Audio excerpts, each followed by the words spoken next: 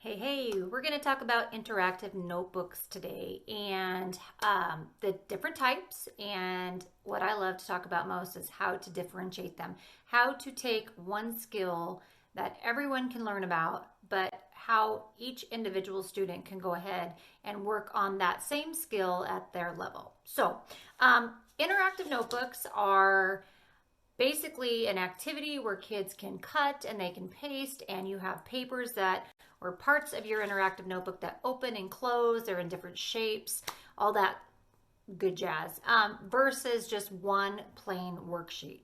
So that's an interactive. An interactive notebook not only moves up and down, side to side, it's creative, they can color in it.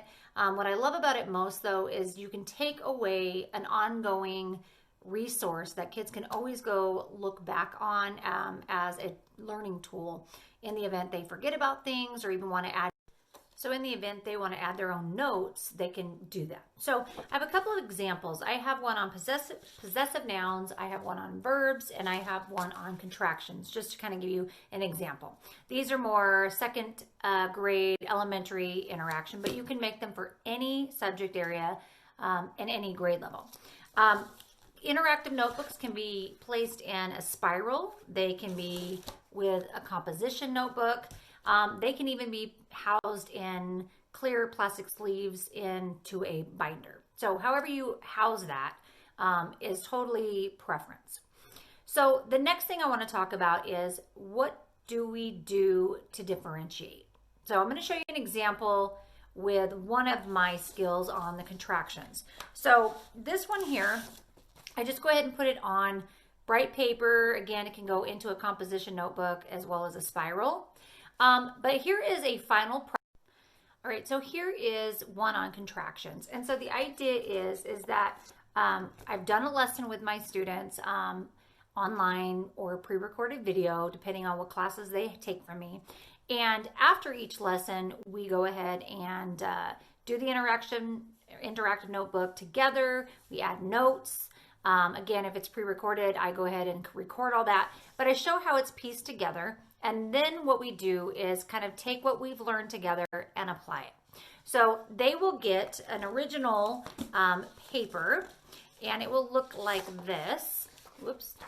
And so this is one level. So when I make interactive notebooks, I make them differentiated. So I have the three main levels in mind. I have the kiddos that are below standard or struggling, the ones at grade level, and then the ones that are above. Okay, so just to show you, so again, on all of my activities, I have red, yellow, green. So the red is for more intensive, the kids that need help. So for this one per se, this is for contractions. They would cut out the rectangle.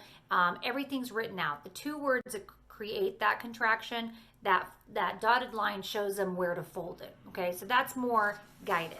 Then as we go into the yellow, you'll notice that the dash line is gone. And so now they have to decide what letters have been taken away and where would be folded to make that contraction. And finally, the more advanced, I'm doing good with upside down papers, then they would create the contraction on their own as well as fold it. Okay, so that is kind of how I differentiate. I take one skill, I tweak the product, the final product, and of how the kids can go about it. They're all learning the same skill, but they're going about it at their level. So that is what I wanted to share with you. You can. So at the end of the day, you all can differentiate. It is actually easier than everyone thinks. But if you would like my help and just grab the interactive notebooks already laid out for you, you can go to createdtoteach.com. I am working on adding several language arts interactive notebooks as well as math, and we'll be bundling all those together. So you guys have a great day. We'll talk to you soon.